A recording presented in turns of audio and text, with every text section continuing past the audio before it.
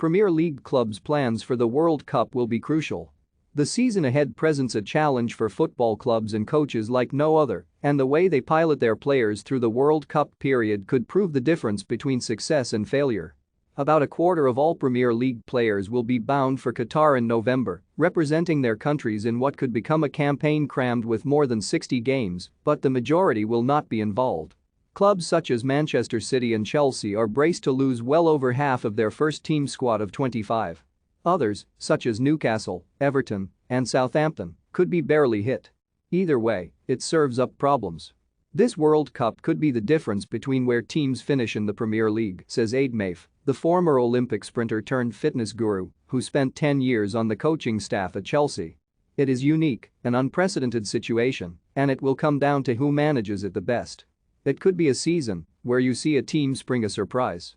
The three-quarters of the league who are not in Qatar will be under the control of their clubs, and those who go will come back at different times, leaving coaching teams with the puzzle of how to navigate the void.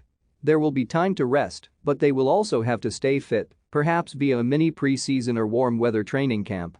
Most importantly, they will need to play games to keep sharp, possibly with the under-23s or friendlies.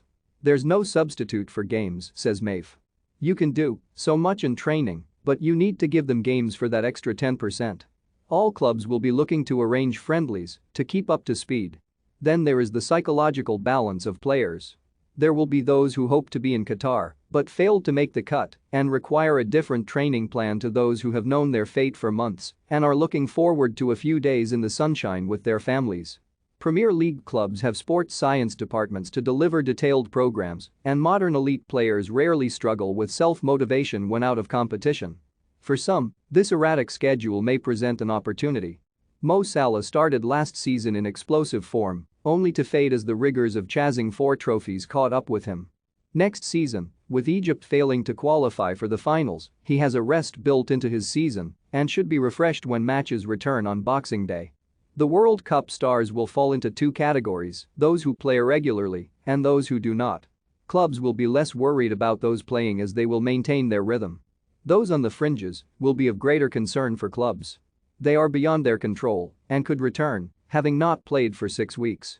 Will they be in the right mental and physical state? If I was working in a club now, my main focus would be on liaison with the fitness coaches of the international teams, says Maif. They will be responsible for conditioning and training our players for an extended period.